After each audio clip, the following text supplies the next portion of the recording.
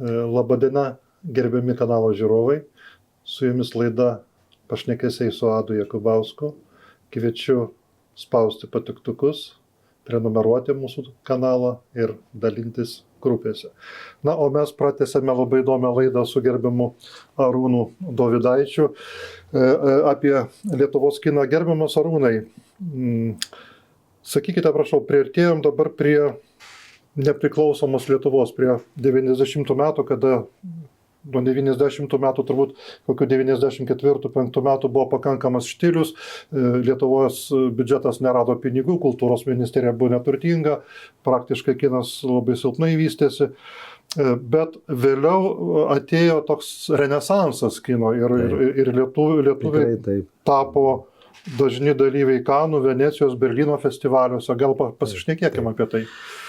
Gerai, žodžiu, atgavom nepriklausomybę, laisva šalis, bet be abejo buvo tikrai svarbesnių dalykų negu finansuoti kiną, o kinas tikrai labai brangus yra užsiėmimas, reikia pabūti filmavimo aikštelėje, kad suprastume, kiek įtraukiama žmonių, ir buvo tikra krizė. Ne tik tai, kad ten 92-3, bet aš dirbdamas inžinierium staiga pamatau, kad Skalvijos kino teatras paminės kino 100-metį. Tai būtent sužinojau, kad tos 1895 buvo kino pradžia Liumjerų, nes 1995 vienintelis Skalvijos kino teatras parodė archyvinius ar šiaip labai gerus ten prancūzų kiną, ir paminėjo 100-metį. Bet iš tikrųjų kino salės tuščios būdavo, užsidarinėjo kino teatrai ir tikrai buvo sunku. Bet atėjo 2000-ieji, po to aišku įstojome Europos Sąjungą ir reikalai tikrai pradėjo taisytis. Žinoma, žiūrėjom, ką čia paimti iš vakarų, kas čia iš lietuvių galėtų padėti, buvo tų pagalbų.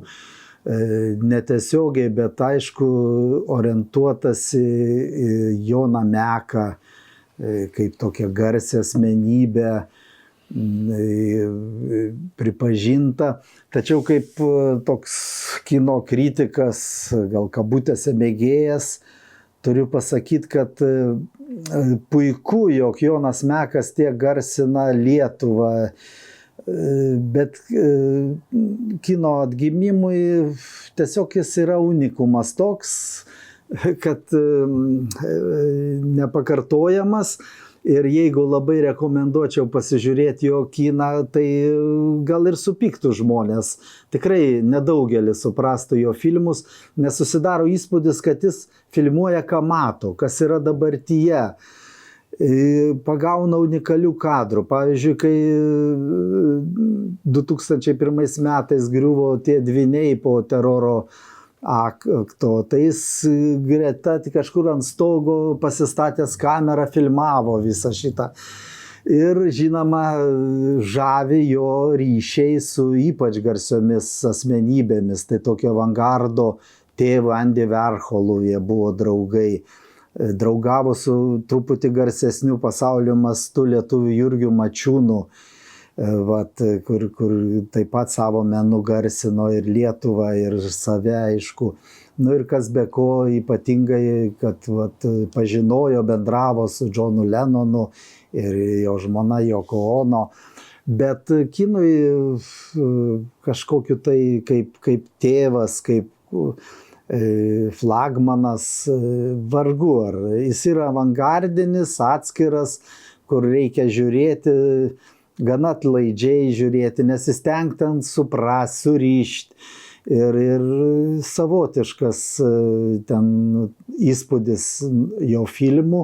Yra žmonių, kurie tikrai pagaus draivą, žiūrės, bet galbūt didesnė dauguma nesupras, ką. Bet jo pasekėjų yra Lietuvoje, kurie šitam, taip sakant, tokiu žanru bandė įeiti į kino pasaulį. Be abejo, yra ypač trumpo metro filmų, kur galima galvoti, kad jis avangardinis.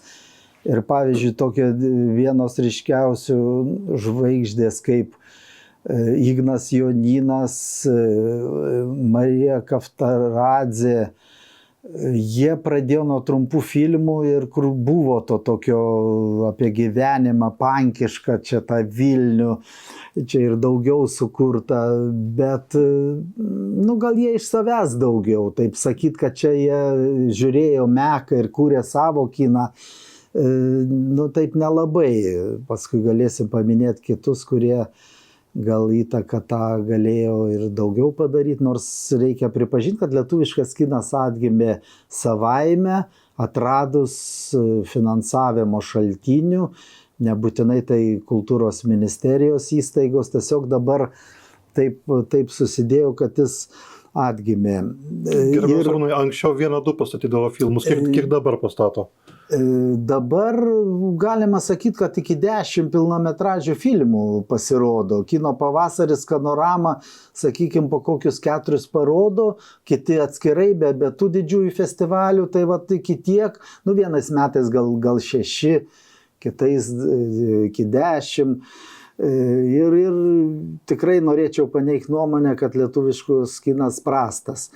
Darant įtaką reikia paminėti tokią asmenybę, kuri kaip tik gal pralaužė ledus, gali būti, kad jo kūrybiniai tokiai minčiai, dvasiai, būtent Jonas Mekas ir turėjo įtaką. Vat vienintelį gali pasakyti tai Šarūną Bartą, kuris tikrai labai išgarsėjo, ten filmai Koridorius ir kiti.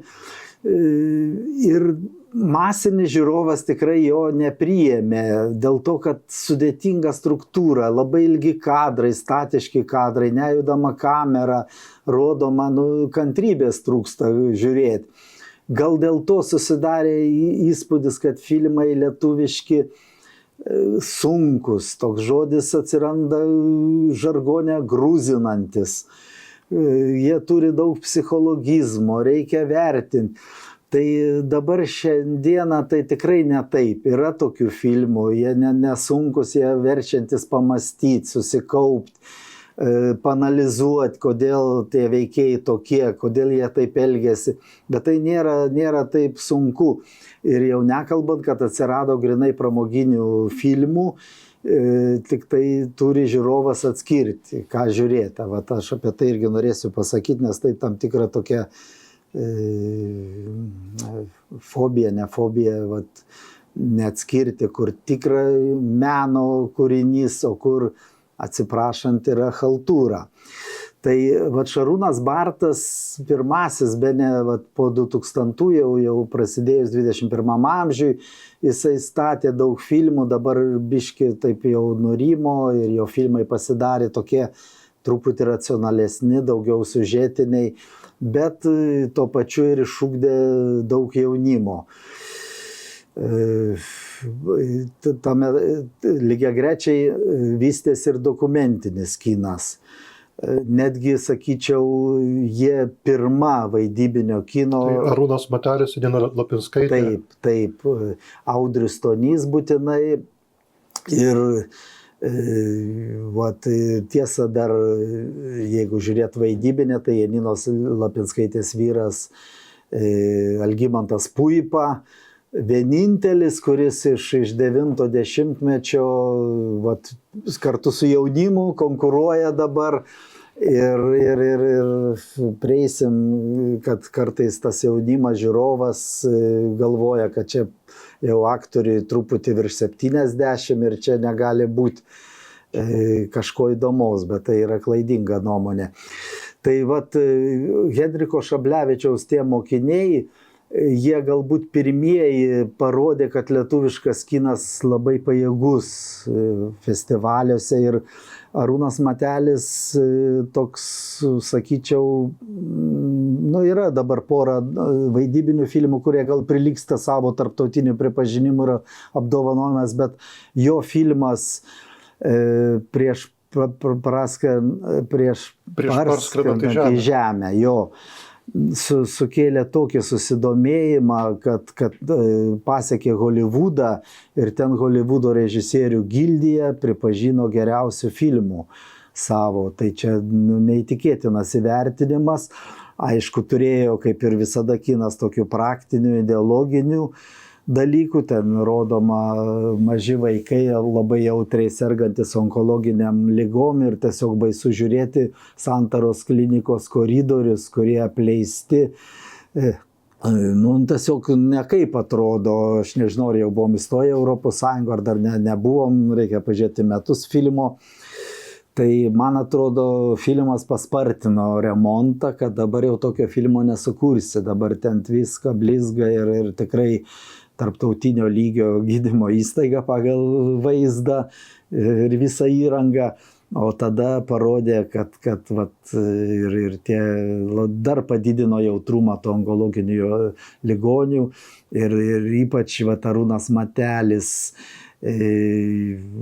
Dabar yra tokių visai jaunų kūrėjų, Jūratė Samulionytė, jos filmas Šanchai Banzai apie Šanchajaus rajoną, čia Kalvarijų gatvėj, arba močiutė Gudentak, tokia pavadinimu Giedrė Beinoriūtė pastatė, gyveno senelis ir bobutė ir apie savo tos protėvius, kurie buvo ištremti į Sibirą ir tokią formą suradusi, kad sakyt, kad tai filmas neįdomus, kad čia Sibiras, tai ne šie laikai, labai klaidinga.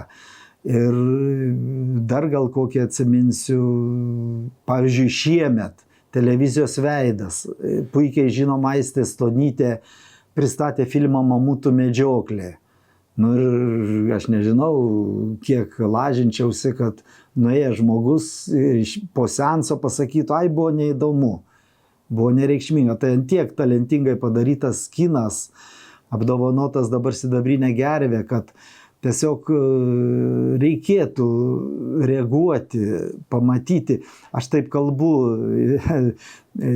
įsijautęs galbūt dėl to, kad apgailėtinai atrodo, filmai pripažįstami tarptautiniu mastu, o kino teatrai tiesiog negali jų rodyti. Jie, jeigu paleidžia repertuarą, po savaitės turi nuimti, neina žiūrovai.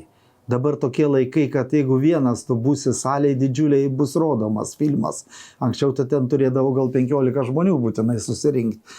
Nes dabar nėra kino juostos, yra kompiuteriniai diskai, tiesiog laikmenos tokios, kaip kompiuteris transliuoja. Bet sakykit, tai nesupaprastina kokybės ekrane, nes kino juosta duodavo tam tikrą kokybę. Taip, jeigu grįžtant prie to klausimo, kaip ir vinilas, plokštelė, muzika žymiai daugiau dabar grįžo, nesuprato, kad CD, skaitmeniniai diskai labai švarų duoda garsą, kuris trūksta jam natūralumo, gyvumo, tokio žmogiškumo.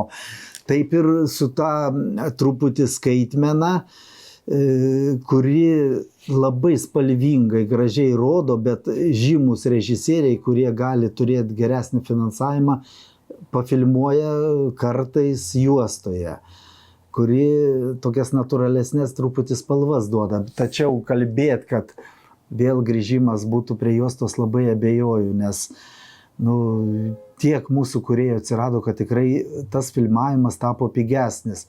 Dublių darymas, kas nėra išvengiama kine, tapo tikrai pigus. Jeigu pati trupė ten filmavimo brangiai kainuoja, aktoriai, viskas, tai padaryti daug dublių tikrai nieko, tiesiog po to bus sumontuota, padaryta ir ypač mūsų tie jauni kūrėjai tikrai su skaitmena dirba ir kino juostos jau tiesiog, Gal pakalbėkime apie tarptautinius festivalius ir tarptautinį pripažinimą. Apie Kanus, Venecijos festivalį, Berlyno. Taip, žodžiu, paskui gal paminėsiu autorius, kad sugebam prasimušti, nors į pagrindinės programas dar truputį netėjo laikas. Jeigu Kanų kino festivalis pats centrinis, prestižiškiausias, tai mes tik trumpo metro filmais ten galim arba gal į 4 programą. Ir Europoje čia taip, Berlyno truputį daugiau, ten ir aktoriai vertinama, jauni tokie filmuojami, gavo keletas prizų. išskyrus, kaip nekeista, Amerikos tokį išskirtinį festivalį, ne savo dydžiu, bet savo kokybę. Yra toks Sundance'o festivalis, tai yra Sundance'o mieste, įkūrė didelė žvaigždė, kuri sovietmečiu net buvo mūsų kino teatruose perkamas, tai Robertas Redfordas. Suorganizavo tokį festivalį su labai griežta atranka, kur filmas turi būtinai turėti meninių tam tikrų kriterijų. Gali būti dokumentika, gali būti nuotykių žanro, bet tikrai, pavyzdžiui, yra toks kriterijus, kai Kino pavasaris paskelbė 100 filmų, į kurį eit, tai tarp kitų ten aktorių, žinomas režisierius, kurio jo tikinės iki šiol 5 matyti filmai geri buvo. Yra kriterijus, kad Sundance'o festivalyje, jeigu filmas dalyvavo, o jeigu dar gavo prizą, tai garantuotai reikia tą filmą rinkti žiūrėti, atmetant kitus, nes 100 filmų per 10 dienų nepažiūrėsi. Ten netgi kaip norėdamas, aš noriu dažnai, bet niekaip neišeina. Tai porą lietuviškų filmų gavo vienus iš reikšmingiausių prizų. Tai Alantė Kavaitė, buvusi Lietuvoj Kavaliauskaitė, išvykusi studijuoti Paryžių, gal čia jau ir porą 10 metų praėjo, jinai ten sumanė kurti kiną. Ir savo pirmą filmą padarė, tikrai puikų. Gaila, kad jis Lietuvoje beveik nežinomas, Laiko garsai. Buvo čia jį pristačius tame pačiame Kino pavasaryje. Tiesiog mirė Vilniuje palikta jo, nepalikta, tiesiog išsiskyrė jų keliai mama. Ir jin pastatė filmą, kad jos balsas primena tą mamą. Ir puikiai Kanų kino festivalio aktorė, jaunutė 17-metė, pirmoji tokio amžiaus gavusi auksinę palmės šakelę, pamačiusi tos mūsų Kavaliauskaitės scenarijų, iškart sutiko filmuotis. Tai šitas filmas neapdovanotas, bet tą, kurį antrą jin pastatė Lietuvoj, Sangailės vasarą, nuvykusi tą Sundance'ą, gavo geriausio režisūros prizą. Tai vyko jau senai, man atrodo, 10 praėjo ir kiek primiršom. Ir atrodė, kad Marijos Kaftaradzės filmas šių metų Nepamenu tavo vardo arba angliškai Slow gavo tokį pat prizą. Ir staiga atsiminėm, kad tai jau antras, nors atrodė, kad Marijos tai pirmasis. Būtent sudėtingas meninis filmas, kurį tikrai priėmė puikiai žiūrovai ir parodo, kad nebūtinai turi būti juokinama komedija, kad eitų žiūrovai. Tiesiog filmas puikus apie seksualumą, čia dabar mes daug turim minčių ir vaizdų apie homoseksualinius žmonės. O čia jinai parodo aseksualų tipažą, kuriam tiesiog to sekso nebūtina gyvenime. Tokia tema jautrė, kuri mažiau kalbama, padarė puikų filmą. Tai galim jau sakyti, kad čia pirmosios kregždės ir tikėtis, kad galbūt Kanuose ar Venecijos kino festivalį mes laimėsim pagrindinius prizus. Tiesa, Venecijoje yra laimėjęs, dabar ir prisiminsiu, kaip šis čia vadinasi, gana juodą liūtą, filmas apie įvykius Karmėlavoj. Ten pusiau detektyvas, talentingai padarytas, tektokas, kas matė, žinos. Dabar iškrito man tas režisierius Bareiša. Filmą ir mes ir Venecijoje turim, kur 2, 3 pagal reikšmingumą festivalis.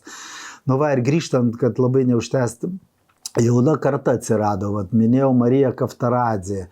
Jinai kartu su seserim Teklė rašo scenarijus, padarė filmą Išgyventi vasarą, kuris visai skirtingas nuo to Nepamenu tavo vardo, apie psichiatrinės problemas, bet per komišką tokią prizmę, kaip gydosi ir kokie tie žmonės betarpiški, turėdami tokių lygų. Po to Andrius Blaževičius, Šventasis filmas, Bėgikė, puikus filmas. Ir dar visokių, pavyzdžiui, 9 žingsnis Irmos Pužaitės, puikiausias toks gyvenimiškas filmas. Kino kritikai kiek nelabai sakė, kažkiek nuspėjamas truputį, bet tai tikrai puikus filmas ir auksinėse, va, tose sidabrinėse gervėse dalyvavęs, va, tai iš naujesnių. Dokumentiką minėjau, aš čia yra ir kitų gerų žodžių iš mano to pasakojimo. Tiesiog reikia lankyti lietuviško filmą, bet vat, netikėtai Hollywoodas mum ir pakenkė. Galėsim prisiminti ant truputį lietuvių kilmės aktorių. Pradėjo lietuviai, norėdami uždirbti, kad žmonės eitų kurti vadinamasias komercinės komedijas. Ir dėja žiūrovas, čia jaunimą liečia, nesugeba atskirti, kur žmogaus linksminimas, juokimas yra tiesiog per mimiką, per truputį maivimąsi ir taip, prilygsta galbūt kino serialui lietuviškam, kur nėra resursų ten ilgai kurti. Ir vat, ir dabar gavo ir Sidabrinę gervę, ten apie milijoninį palikimą filmas, tokio režisieriaus Tado. Aš jo nemačiau, negaliu kritikuoti, bet kiek esu buvęs ir išėjęs, matai, kad tikrai netitinka tų mūsų gerų ir ypač, kad yra toks puikus pavyzdys lietuvių kine kaip Emilis Vėlyvis, kuris visiškai pramogą daro, grubę tokia atrodytų, bet tai labai profesionaliai, o filmai Zero ir Redirected, jie tokie tikrai gali sakyti vulgarūs kitiem, bet jie turi profesionalumo žymę. O paskutinis Piktųjų karta jau kriminalinis, tai išvis komercinis kinas viršūnė. Tai va žiūrovas tiesiog būtų prašymas, pageidavimas sugebėti atskirti. Ir kad tie filmai, kurie parodo mūsų kino pavasaris, Skanorama, kurie būna festivaliuose, jie tikrai nėra kažko tai apsunkinantis dvasią, kad po sunkios, kaip sakoma, darbo dienos atėjau pailsėti ir gavau tokį lėtą, kur nieks nevyksta. Tikrai taip nėra. Dabar jaunimas, 30-mečiai žmonės intensyviai dirba. Antras dalykas, rastas finansavimo šaltinis kooperuoti su kitom šalim. Yra toks prodiuseris, jeigu neklystu, Drazdauskas, kur su latviais. Yra su visokiom vakarų šalim. Ir tas finansavimas ateina ir jeigu tie filmai būtų kažkokie nevykę, tikrai niekas neprasidėtų su lietuviais. Reikia pasidžiaugti, kad liktai mokestinė reforma gana pavykusi, aš ten nesu įsigilinęs, bet mes pralošinėdavom čekams, vengrams, kur važiuodavo statyti filmus ten. Dabar ne, vat, Austėja Urbaitė pastatė puikų filmą Per arti apie tai, kaip mūsų maži vaikučiai gali būti vaikinami vakaruose, čia konkrečiai prancūzų aktoriai suvaidino būsimus tėvus. O dabar žiūriu kino aikštelėse, kaip koprodiuseriai yra antroji amerikiečio režisieriaus asistentė, kuri organizuoja masinės scenas, Vilniečiai gali dalyvauti, dirba ir tikrai tas kinas atgimęs ir tikrai palinkėčiau lietuvių kino žiūrovui, pamačius, kad lietuviškas kinas, iš karto nenusivilti, kol nenueisit į kino teatrą ir įsitikinsite, kad jis tikrai vertas dėmesio. O gerbiamas Arūnai, kiek skaičiau, daugiausia pajamų surinko filmas Tadas Blinda pradžia. Taip. Jisai buvo komerciškai sėkmingas. Taip, Vildžiūno ir ten paskutinis Donato Banionio vaidmuo. Va čia tas pavyzdys, kur komercija ir toks pramoginis kinas, bet jis yra meninės kokybės turintis. Ten mūsų dabar, nežinau kaip ten Maskvoje, Liutajeva su dukra suvaidino. Ir jis tikrai neturi tokių, vat, kaip Marijos Kaftaradzės, kur tikrai apie žmogaus dvasią. Jisai ten komiškas, sakykim. Bet va, tokį filmą reikia palaikyti, žiūrėti ir tai bus tikra pramoga. Ir tokių filmų dabar didėja, daugėja.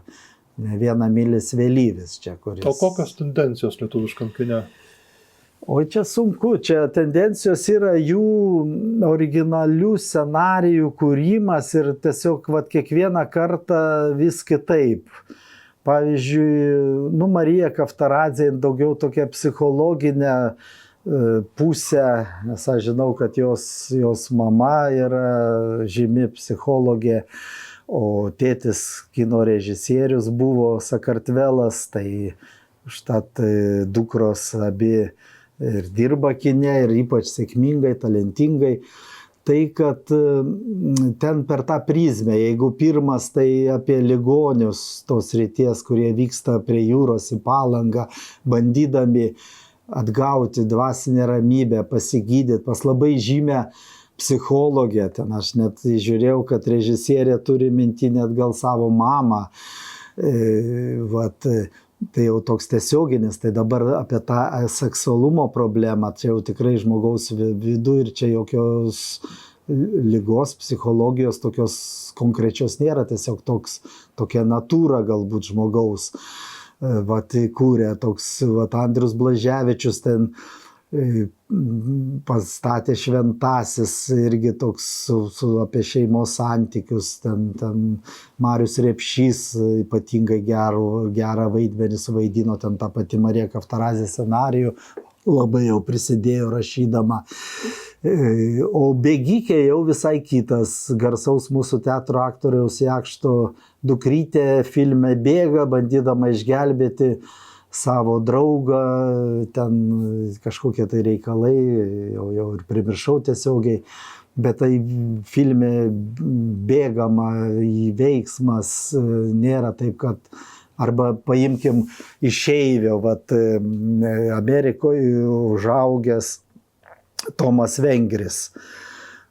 Pirmas jo filmas apie žemės atgavimą savo tėviškėje kritikų buvo gerai įvertintas, man tai jis toks nepasirodė ypatingas, bet dabar naujasis 5,5 istorijos viename Vilniaus bute, toks gremėzdiškas pavadinimas. Jis galbūt turi analogų pasaulinėme kine, tikrai tokių iš novelių sudaryta, kaip į vieną nuomojamą butą ateina vis kiti žmonės, bet tai tikrai tikra komedija ir ten tiesiog džiaugiesi žiūrėdamas tą filmą. Kritikai čia taip ir taip, bet va, žiūrovas turi savo vertinti ir nėra eiti tuos tokius, kur aš tiesiog sunku pasakyti, ir geri aktoriai mūsų teatro gauna milijoninį išlošimą loterijoje, pilną bagažinę pinigų, atvažiuoja į Vilnių, čia tose restoranuose, toks nei logikos, nei prasmės, bet jau labai juokinama, jau kaip juokinga, kai galvoji, kad taip negali būti, nei niekas jam tų grinų ten į tą bagažinę nesukrautų bankas, nei, žiūri, bet vat, aišku, kino teatrai labai pasikeitė, dabar jau galima sakyti, kad pusiau maitinimo įstaigos yra kino teatrai, nes be čipsų žiūrėti kino tai negalima. Man vienas tėvas skundėsi, kad va, į kiną taip jau nesistengiau labai eiti kas savaitę, mažiausiai su 2 vaikais 50 eurų. Sakau, kaip taip gali būti, tiek nekainuoja. Kaip, sako, vaiką pasodinsi žiūrėti animacinio kino, be tų spragėsių, jeigu aplink visi valgo, tai kaip vaikui paaiškins, reikia pirkti ten. Tai aišku, tai trukdo žiūrėti, bet reikia suprasti, kad kino teatrai nori uždirbti ir čia nieko nepakeis. Sakykit, prašau, aš norėčiau paklausti pas jūs dar vieną gerbiamas Arūnai aspektą paliesti. Tai patriotinio kino toksai, sakykime, atgimimas, vienui vieni buvo puipos, paskui buvo Ekskursantė, Taip. paskui Emilija iš Laisvės alėjos. Taip, ir dar paskutinis poetas. Poetas, taip, kurie sulaukia tam tikro dėmesio. Taip, dėmesio jie gerai, puiku sulaukia. Bet čia išvardinti nėra galbūt lygiai vienodai geri.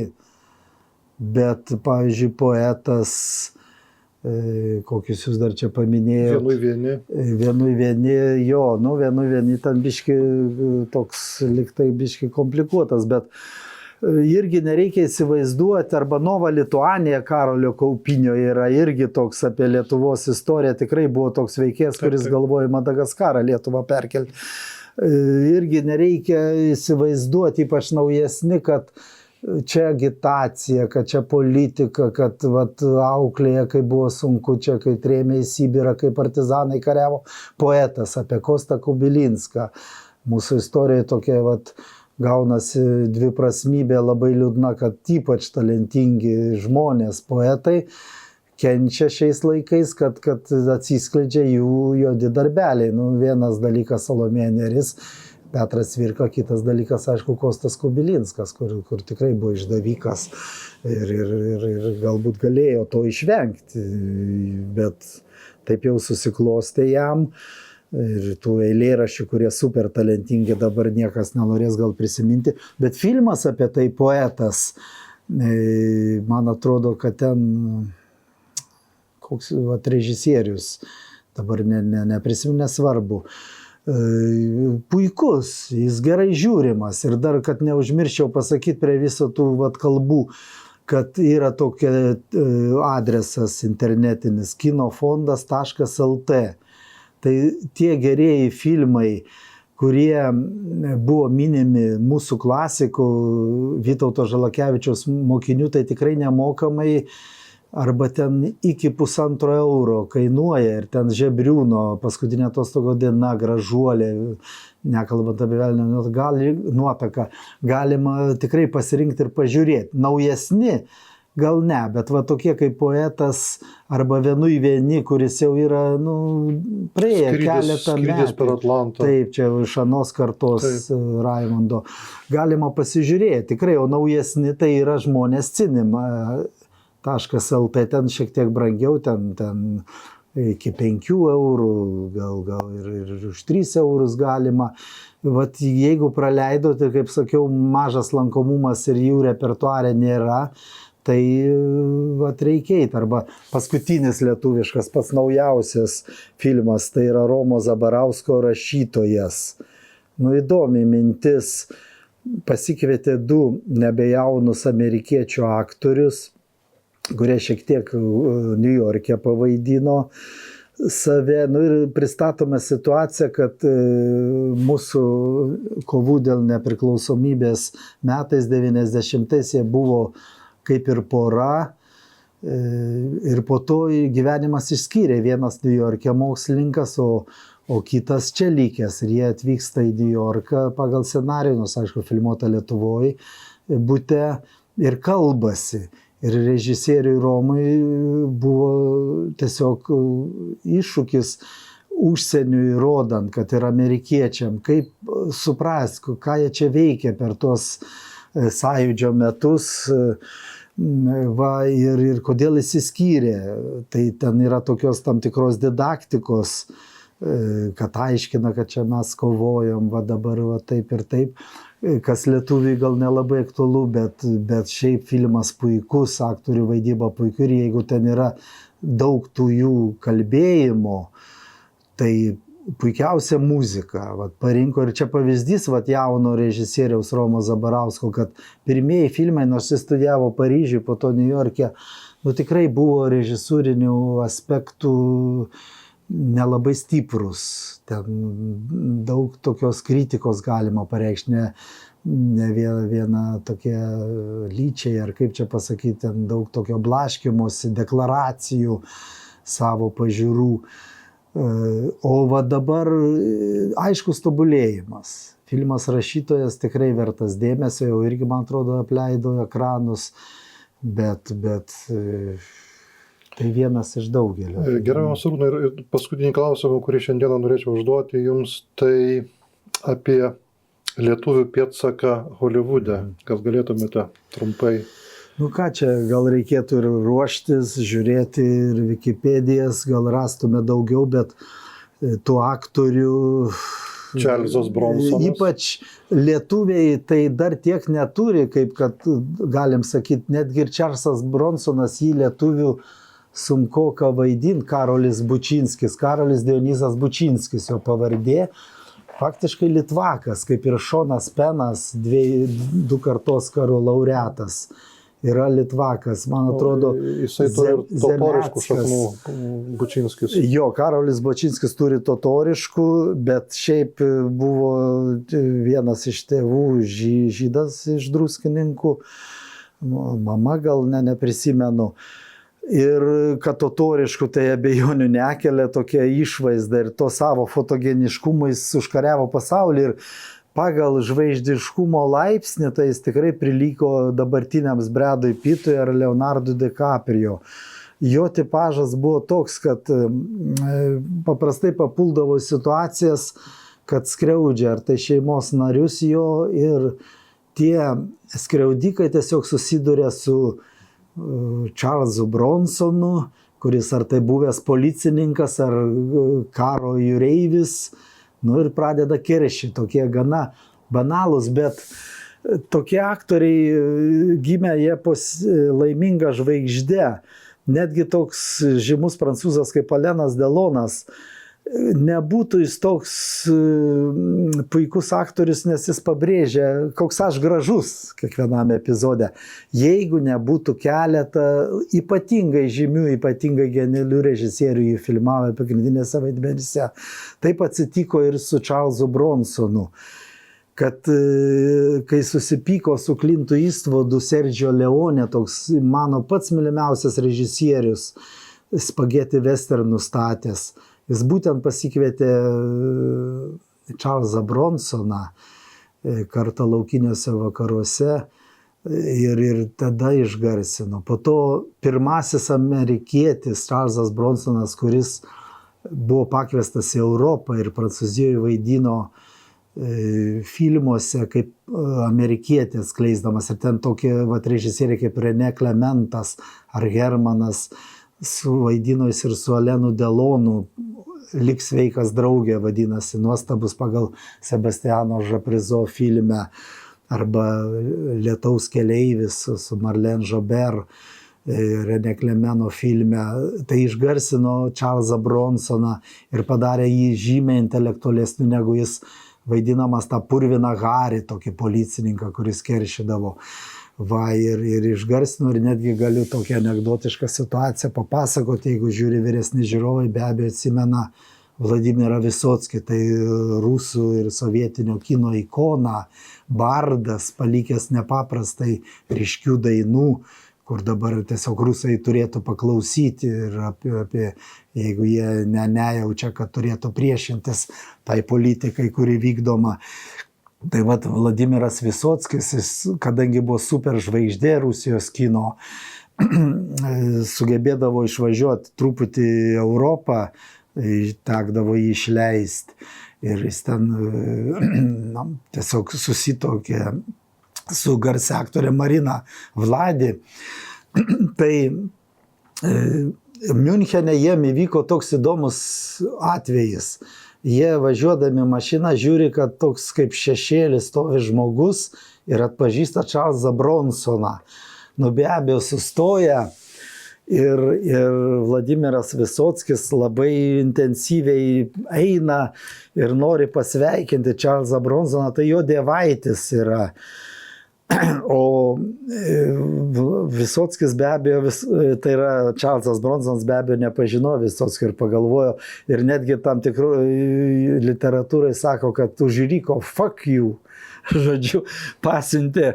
Tai Vladimiras Vysockis visą gyvenimą buvo įsižeidęs dėl to. Po to Marina Vladi bandė prieiti, tai tiesiog Čarlzas Bronsonas pasakė, palikit mane ramybei. O iš tikrųjų tai buvo įdomi asmenybė, nepaprastai uždaras. Filmavimo aikštelės ten su nieko nebendrauja. Ir taip kaip mes jį matom filme, be žodžių, žiūrinti vien tik žvilgsnių, toks būdavo ir gyvenime. Ir va tie rusų kino žvaigždės ir ten prancūzų, italų Marina Vladi tiesiog to neįvertino, kad į kokie jie bebūtų ryškus šiame pasaulio šioje pusėje, jie visai nežinomi Holivude. Tai va toks, aišku, dar Šoną Peną reikia paminėti, ypatingai, aišku, jis litvakas, jo seneliai galbūt iš Lietuvos, ten Merkinės liktai. Rūta Lee, čia jau kiek mažiau, bet Šonu Penu toks įvykis, gal prisimenat, pirmais mėnesiais vienas iš pirmųjų atvyko į Kijevą ir filmavo tą Rusijos agresiją. Ir susitikęs su Volodymyru Zelenskiu, kada tas buvo savo populiarumo viršūniai, jis įteikė jam Oskarą iš 2, ten už porą filmų Milkas ir Misisipė, nesvarbu, turi. Ir taip pasakė, tikrai taip holivudiškai ir bravūriškai, sako, kai tu laimėsi karą, tą statulėlę man grąžink. Tai Zelenskis apdovanojo jį vienu ryškiausių Ukrainos medalių ir gaila neteko matyti, ką pavyko Šonui Penui nufilmuoti, kaip tad buvo Buča tuo metu, tie patys didžiausi žiaurumai.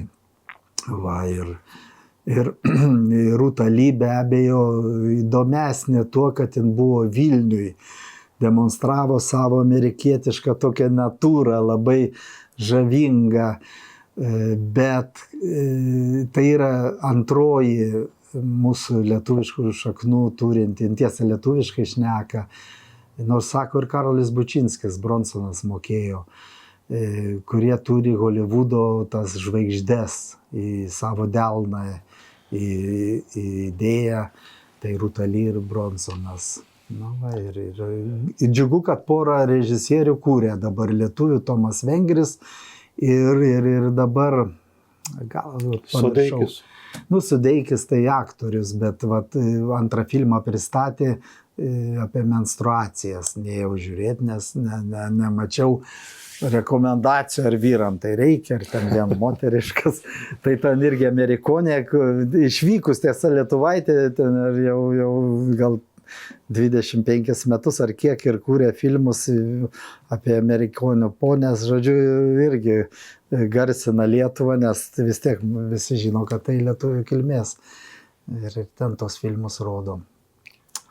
Tai, mielas Arūnai, ačiū labai už jūsų dalyvavimą laidoje. Dar liko nepaliestų nemažai klausimų. Aš labai viliuosi, kad mes galėsim su jumis pratęsti mūsų pokalbį, jeigu jūs sutiksite. Gerbiami žiūrovai, kviečiu žiūrėti kitas laidas, kurias vedu aš, Adas Jakubauskas. Iki kitų susitikimų.